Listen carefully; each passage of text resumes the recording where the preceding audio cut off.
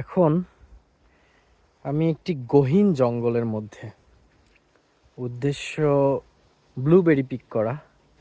তো এই যে ব্লুবেরিগুলো আসলে কেমন হয় চলুন একটু দেখি। এই যে গাছগুলা, এগুলো সব ব্লুবেরি। এই যে কালো কালো বেরি ধরে আছে। এই যে এই যে ব্লুবেরি, এই যে কি পরিমাণে ধরে আছে।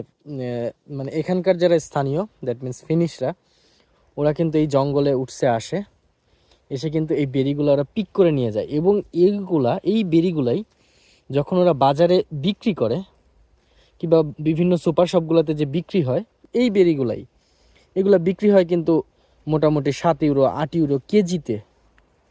সো যারা ফ্রি ব্লুবেরি খেতে চান, আমি বলবো যে তারা বিভিন্ন উৎসে যেতে পারেন, গিয়ে এরকম ব্লুবেরিগুলো কিন্তু কালেক্ট করতে পারেন।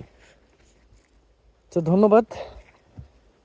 এই যে দেখুন কি পরিমাণে ব্লুবেরি গাছ, অনেক হিউজ হিউজ হিউজ, মানে এবং অনেক মানুষ আসে, এসে এসে সবাই এই বেরিগুলো কিন্তু পিক করে। এই যে সব এই বেরি গাছ, সবগুলা। এবং এইটার টেস্টটা